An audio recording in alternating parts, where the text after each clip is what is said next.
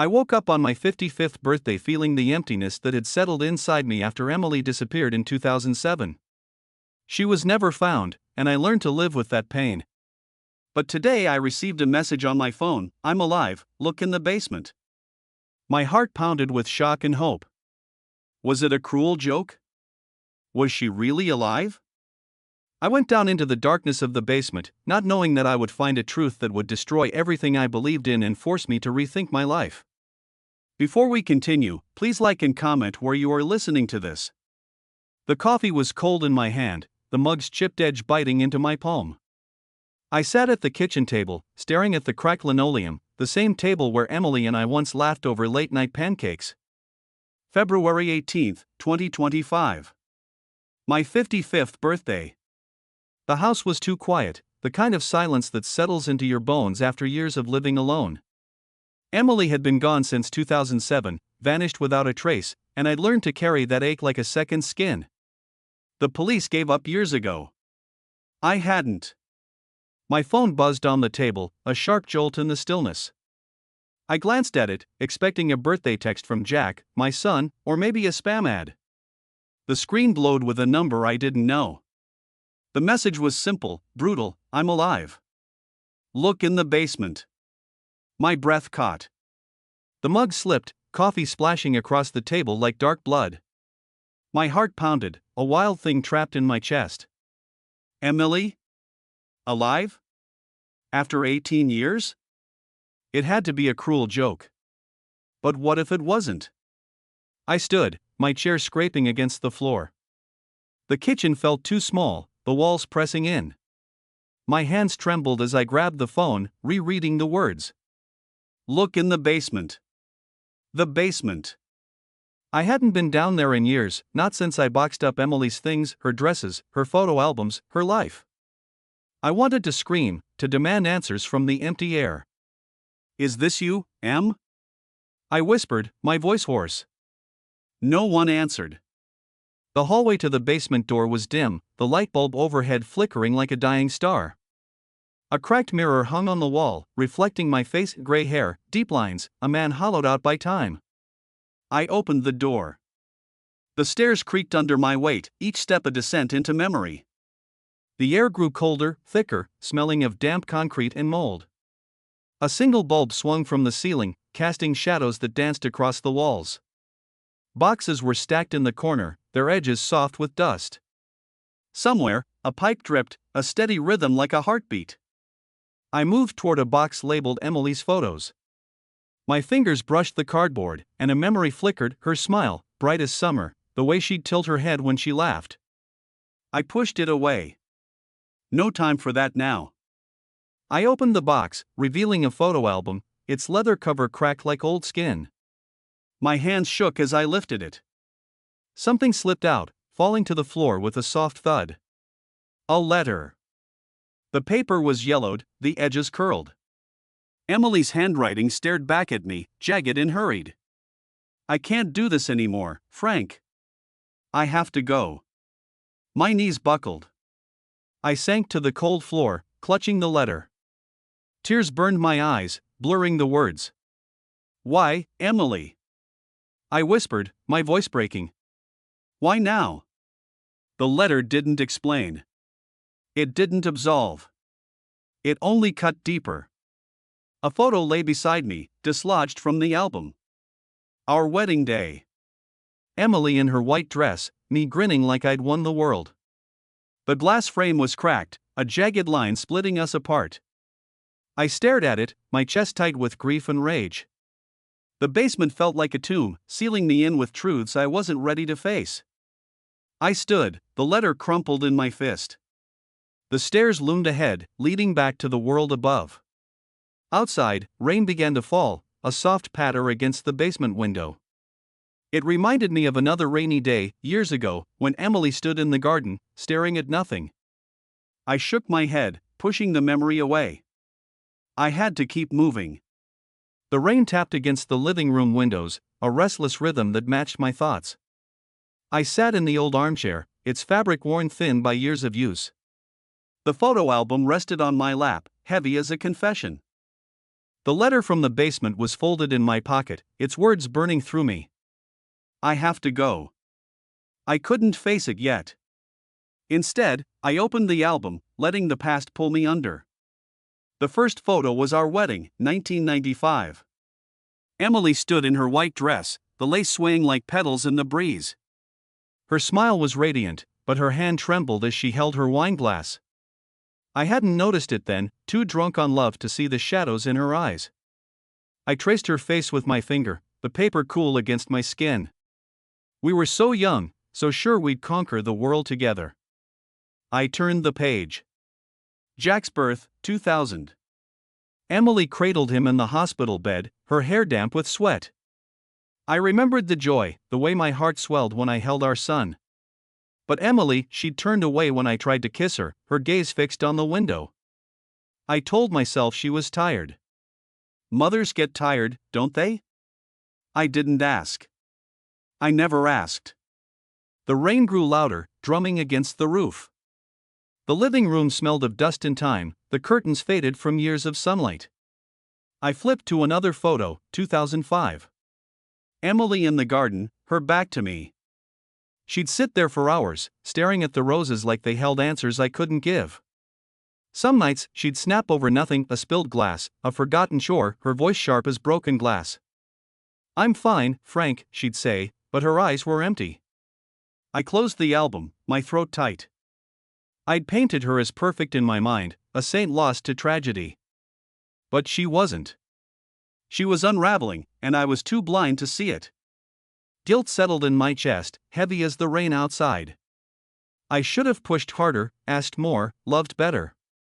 Instead, I let her slip away. One photo caught my eye, tucked in the back. Emily stood by a closed door, her expression unreadable. The door was painted red, chipped at the edges, a barrier she never crossed. Or maybe she did. Maybe that door was her way out, and I never saw it coming. I touched the photo, my fingers lingering on her face. What were you hiding? I murmured. The album slipped from my hands, landing with a soft thud. The room felt too small, the air thick with memories I couldn't escape. My gaze drifted to the phone on the coffee table, its screen dark but alive with possibility. The message. The number. I reached for it, my heart racing. I needed answers, and I needed them now. The phone was cold in my hand, the screen glowing like a taunt. I dialed the number from the message, my fingers slipping on the keys. The rain hammered the house, each drop a pulse in the suffocating dark. The call rang once, twice, then nothing. Silence. I dialed again. More silence. Answer, damn it, I muttered, my voice raw. The phone hit the couch with a dull thud. I couldn't sit still. I paced the living room, the floorboards creaking under my weight. The house felt like a cage, its walls closing in. I yanked open a kitchen cabinet, searching for something, anything, that might belong to Emily. A scarf, a note, a piece of her I'd missed. Nothing but dusty mugs and expired spices. I slammed the door shut, the sound swallowed by the storm outside. Her letter echoed in my mind, I can't do this anymore. What couldn't she do? Me? Jack? Our life?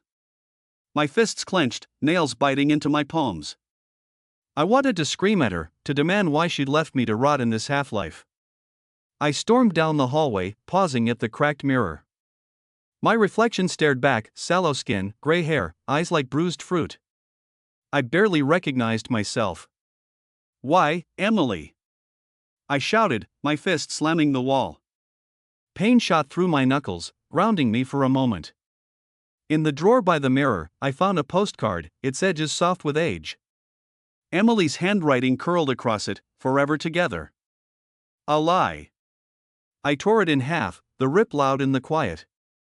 Regret hit instantly. I knelt, gathering the pieces, my hands shaking. I'm sorry, I whispered, to her, to myself. I grabbed the phone again, dialing the phone company. The operator's voice was flat, clinical. That number's unregistered, sir. No record. I pressed her, my voice rising. Check again. Please. She didn't budge. I hung up, my chest tight with despair. The house was a maze of dead ends. And I was lost in it. I sank into a chair at the kitchen table, the torn postcard in my hands. The rain was relentless, a curtain sealing me in. My eyes caught a flash of white in the drawer, a business card. Detective Mark Sullivan. The man who'd worked Emily's case years ago. My fingers hovered over it, hope and dread twisting inside me. I didn't know what came next, but I couldn't stop now. The kitchen was dim, the morning light struggling through grimy windows. I sat at the table, the business card in my hand. Detective Robert King. The edges were worn, the ink faded from years in the drawer. My thumb traced the name, as if it could summon answers. Yesterday's chaos, Emily's letter, the torn postcard, the unregistered number had left me hollow. But sitting here, staring at the card, I felt a spark. I couldn't wait anymore. I had to know. My chest tightened. What if she didn't want to be found? For years, I'd buried that fear, convincing myself her absence was a mystery, not a choice. The letter said otherwise. I have to go. Her words, sharp as a blade, cut through the life I'd built around her memory. I stood, the chair scraping the linoleum. My hand shook as I grabbed my keys, the metal cold against my skin. No more excuses. Outside, the air was sharp, the sky a flat gray over suburban Chicago. I slid into my old sedan, the engine coughing to life. The drive to the city was a blur, wet asphalt, flickering billboards, the hum of tires on the highway. My knuckles whitened on the steering wheel. I imagined confronting Emily, her face older but familiar, her eyes hiding truths I wasn't ready for. The thought made my stomach churn, but I pressed the gas harder. Robert King's office was in a rundown building downtown, the kind where the elevator creaks and the air smells of stale coffee. I climbed the stairs, my boots echoing in the narrow hall. The door was frosted glass, his name stenciled in peeling letters. I hesitated, my hand on the knob. What was I walking into? I pushed the door open. The office was small, cluttered with papers and file boxes. A fan rattled in the corner, stirring the smell of cigarette ash. Robert sat behind a chipped desk, his tie loose, his face lined with years of seeing too much. A framed photo of a young girl, his daughter, maybe, sat beside a chipped mug. He looked up, his eyes sharp but tired. "Frank Thompson?" he asked, voice gravelly. I nodded, sitting in a creaky chair. "It's about my wife. Emily. She disappeared in 2007. My voice caught. I pulled the letter from my pocket, sliding it across the desk. "I found this yesterday. And a message. It said she's alive." Robert skimmed the letter, his expression unreadable. He leaned back, the chair groaning. "You sure you want to dig into this? People don't vanish for no reason." His words landed like stones. I swallowed, my throat dry. "I have to know," I said, quieter than I meant. My hands clenched in my lap, nails digging into my palms. Robert studied me, then nodded, though his eyes held doubt. "All right. I'll need everything you've got, photos, dates, habits. This won't be quick." He tapped the letter. "And Frank? Truth can hurt worse than wondering." His words echoed as I left the office. The city wind stung my face, carrying the faint tang of exhaust. Across the street, a skyscraper loomed, its glass reflecting the cloudy sky. I stood there, my heart pounding with something new, not hope, not fear, but a need to move forward. A clock on Robert's desk had ticked loudly, each second a reminder of time I'd lost. I wasn't losing more. The evening light slanted through my study, pooling on the hardwood floor. I sat at my desk, an open book on medieval history untouched in my hands. The room smelled of old paper and wax, the shelves sagging under years of collected books. A week had passed since I hired Robert King, 7 days of waiting that stretched like years. My eyes drifted to a photo of Jack on the desk, his graduation, his smile wide but guarded. I wondered what he'd say if he knew I was chasing his mother's ghost. The phone rang, sharp and sudden. I grabbed it, my pulse quickening. "Frank, it's Robert." His voice was steady, professional. "I've got something.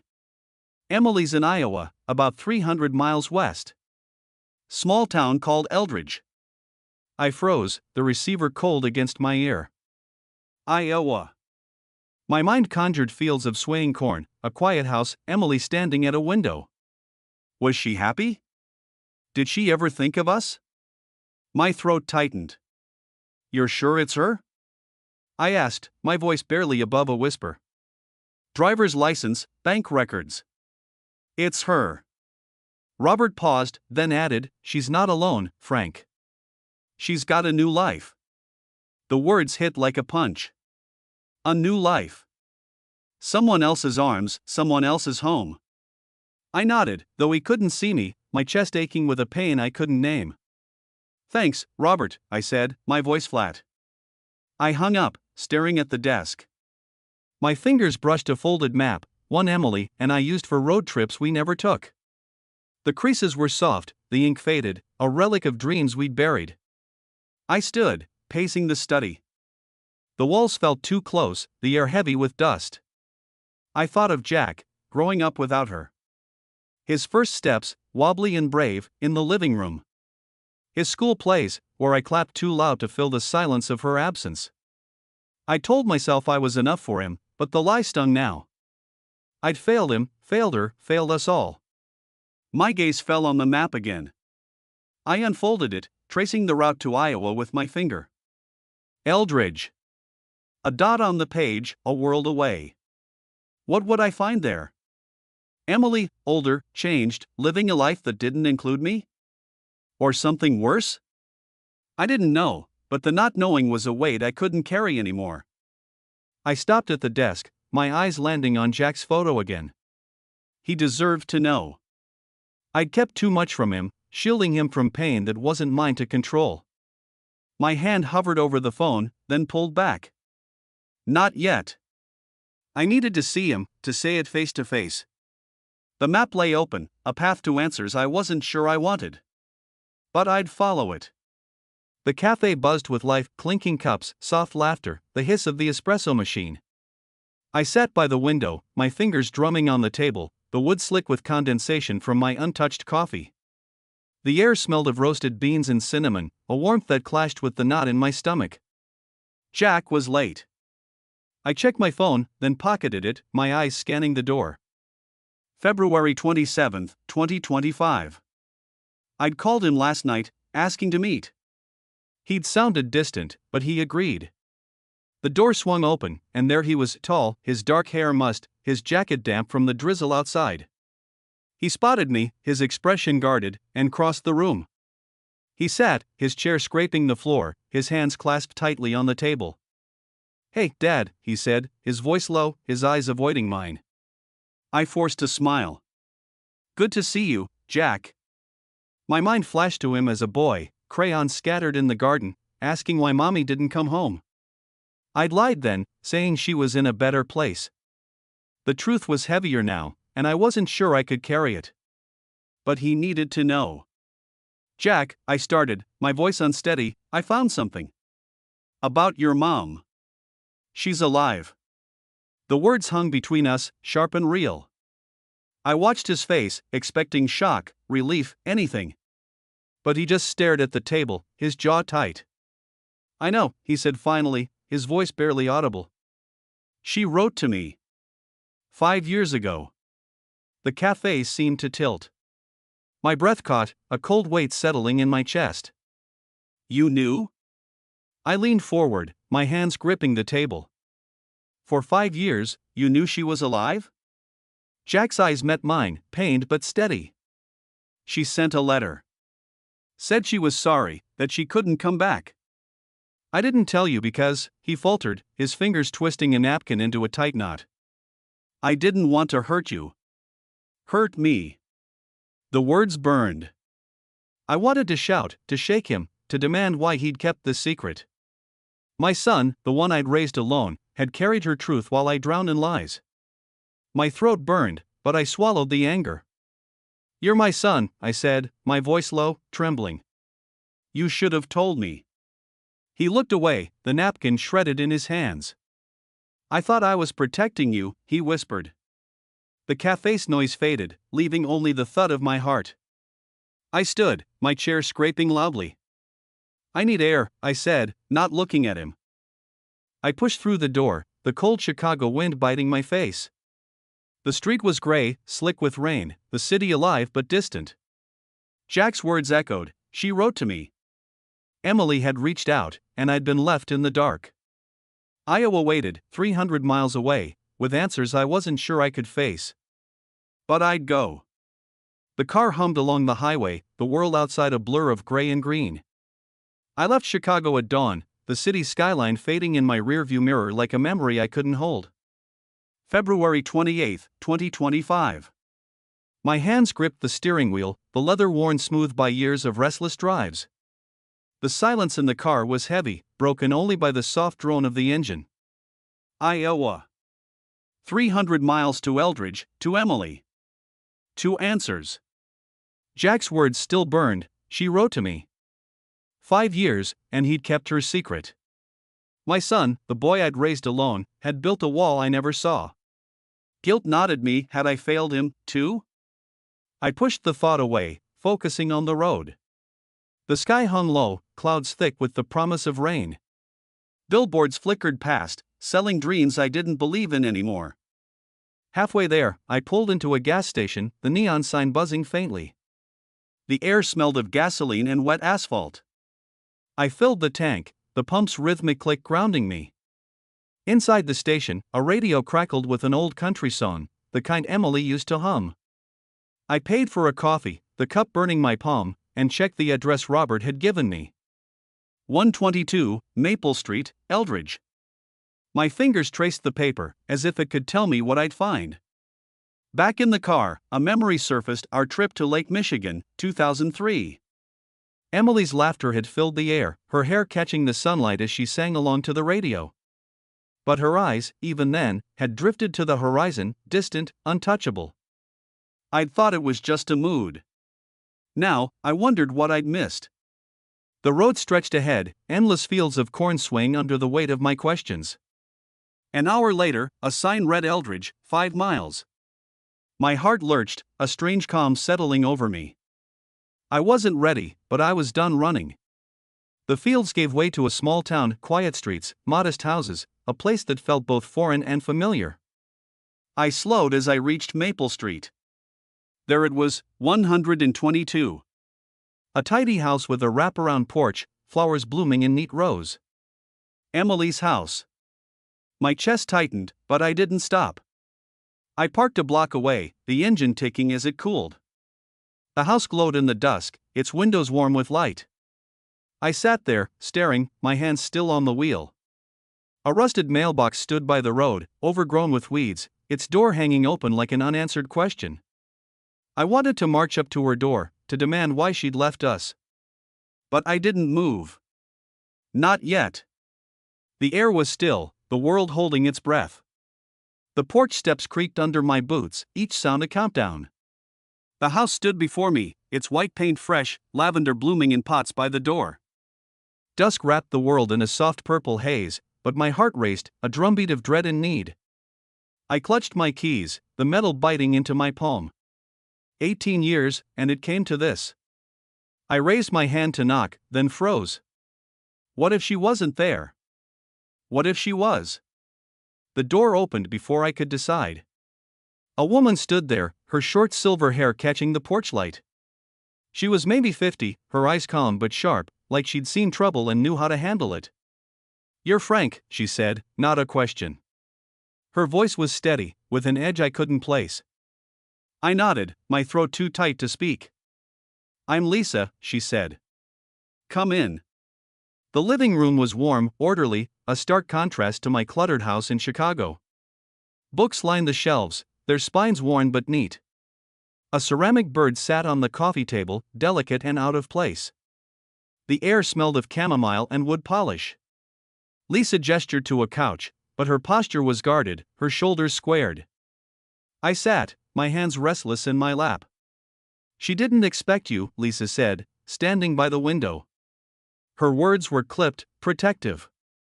I swallowed, my mouth dry. I need to see her, I said, my voice low but firm. Lisa's eyes narrowed, studying me. Emily's happy here, Frank. You sure you want to stir that up? Her words stung. A quiet accusation.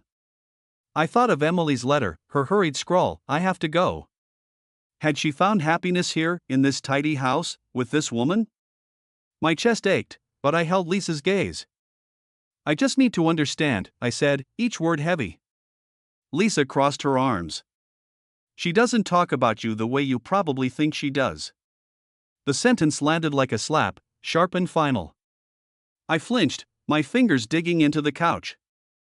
I wanted to argue, to say Emily had loved me, loved us. But the truth was in this room, in the life she'd built without me. My eyes caught a photo on the shelf, Lisa and Emily, laughing in a garden, their hands intertwined. The frame was polished, the moment preserved. My throat burned. That was her life now, not mine. Not ours. I looked away, my heart a tangle of grief and resignation. She'll be back soon, Lisa said, her tone softer but still wary. She moved to the kitchen, leaving me alone. I stared at the front door, its polished wood gleaming in the lamplight. Emily was coming. I wasn't ready, but I'd come too far to turn back. The clock on the wall ticked, each second pulling me closer to her. The living room was too quiet, the air thick with waiting. I sat on the couch, my hands clasped, the fabric rough under my fingers. The clock ticked, a steady pulse in the dim light. Chamomile lingered in the air, mixing with the faint scent of rain from outside. Lisa had disappeared into the kitchen, her footsteps soft but deliberate. I stared at the door, my heart a knot of hope and dread. Emily was coming. The lock clicked. The door swung open, and there she was. Emily. Her hair was gray now, pulled back in a loose braid, her face etched with lines I didn't know. But her eyes, those were the same, wide and haunted, carrying a guilt I could feel across the room. She froze, her hand on the doorknob, her coat dripping onto the floor. Frank, she whispered, her voice breaking. I stood, my legs unsteady. I wanted to run to her, to scream, to hold her. Instead, I reached into my pocket and placed her letter on the coffee table, the paper creased and worn. Her eyes followed it, her face paling. She shut the door, the sound soft but final, and sat across from me, her hands twisting a silver bracelet. You found it, she said, barely audible. Why did you leave? I asked, my voice raw, the question I'd carried for 18 years. She flinched, her fingers tightening on the bracelet. I was scared, Frank, she said, her voice trembling. Scared of being a bad mother, a bad wife. I was breaking, and I couldn't let you and Jack see it. Her words cut deep, stirring memories I'd buried. Her silences, her outbursts, the way she'd stare at nothing. I'd thought love could fix it. I was wrong. You left us, I said, my voice steady despite the ache. You wrote to Jack, but not me. Why? Her eyes filled with tears. I couldn't face you. You loved a version of me that wasn't real. She looked away, her shoulders sagging. I'm sorry, Frank. I regretted it every day. The room seemed to shrink, the walls pressing in. I'd built her up as a saint, a tragedy, but she was just human, flawed, fragile, afraid. My anger faded, leaving a hollow space. I took a slow breath, the air cool in my lungs. I waited for you, I said softly. But I can't anymore. She nodded, a tear slipping down her cheek. On the table, her keys lay beside mine, their metal glinting in the lamplight. Hers were new, attached to a charm I didn't recognize. Mine were scratched, heavy with years. Separate lives, separate paths. I stood, my chest lighter than it had been in years. Thank you, I said, meaning it. For the truth. I walked to the door, stepping onto the porch. The night air was cold, sharp with the promise of spring. I didn't look back. The stars were faint above, and I felt the road calling me home. The highway stretched into the dusk, a ribbon of asphalt cutting through Iowa's endless fields. I drove back to Chicago, the car's hum a steady companion. March 1st, 2025. My hands rested lightly on the wheel, but my mind churned. Emily's face lingered, her gray hair, her guilty eyes, her voice confessing fears I'd never understood. I was scared. Frank. Her words echoed, unraveling the myth I'd built around her. I'd loved a shadow, not a woman. The sky darkened, stars pricking through the haze. I thought of Jack, his secret kept for 5 years. My anger had faded, replaced by a dull ache. I'd been so focused on Emily's absence that I'd missed his pain, his silences. My fingers tightened on the wheel. I'd failed him, too, hadn't I? The road blurred, not from speed but from the weight of regret.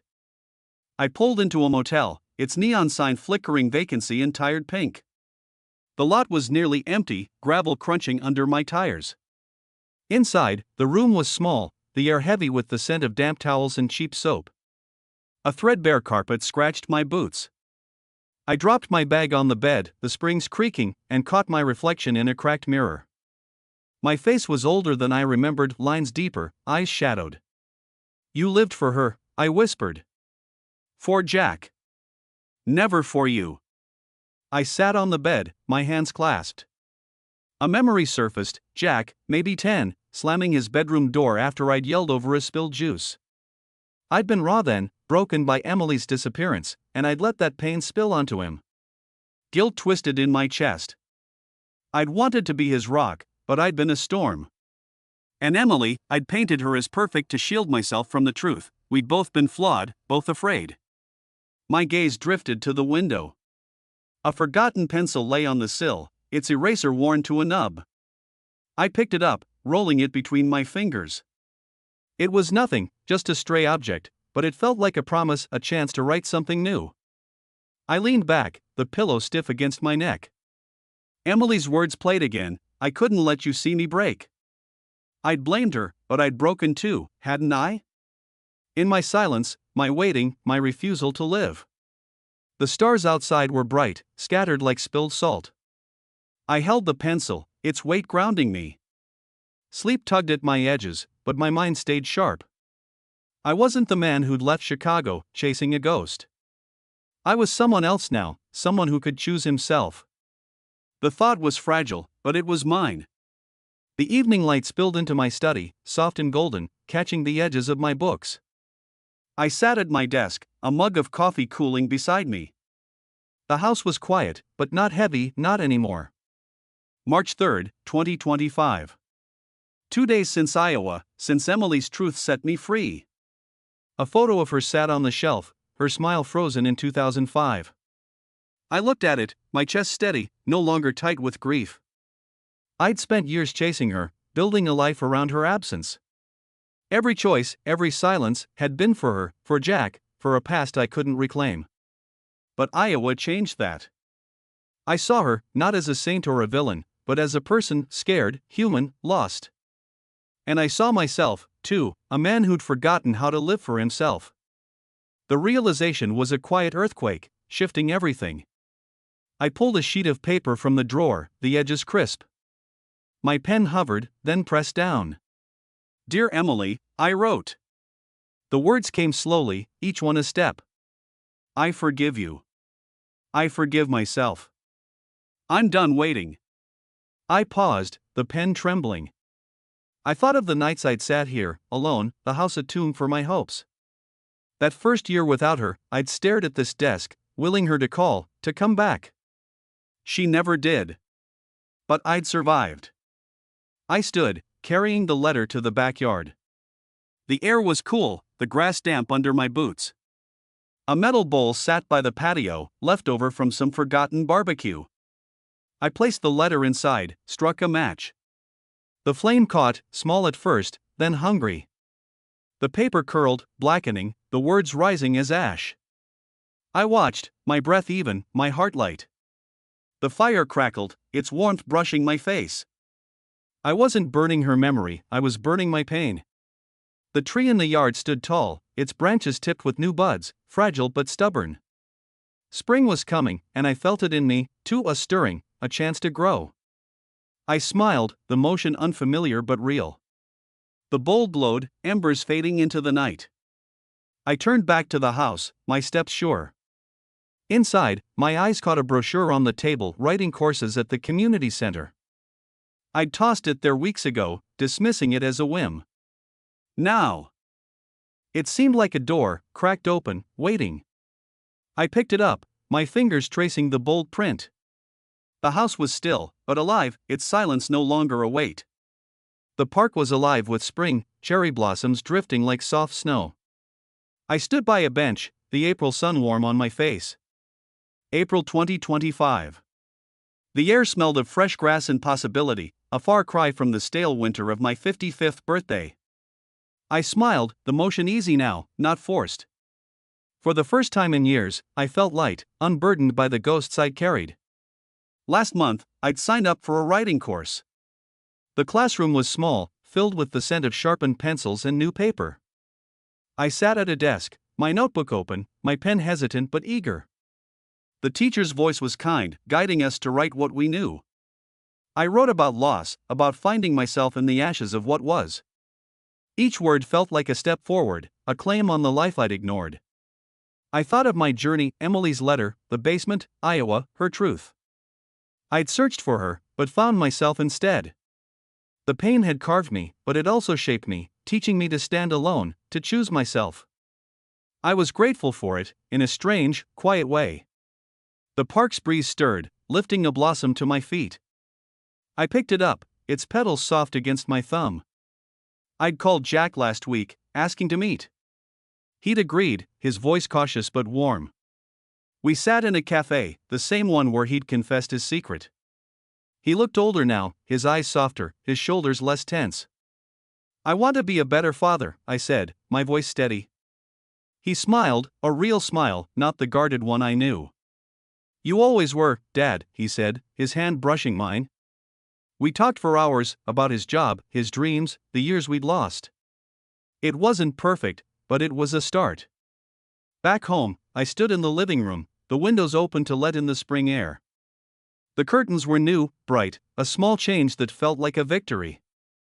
On the table, Emily's photo sat, its frame dusted but untouched by pain. I looked at her, my heart calm. She was part of me, always would be, but she no longer defined me. I was enough. Outside, a bird flitted past the window, its wings a blur of motion. It soared, free, untethered. I felt that freedom, too, in my bones, in the quiet joy of being. I sat at my desk, my notebook open, the pages blank but inviting. My pen touched the paper, the ink flowing. I didn't know what I'd write, but I knew I'd keep going. If you like this story, please like this video, subscribe to the channel, and share your impressions of this story in the comments. To listen to the next story, click on the box on the left. Thank you for watching.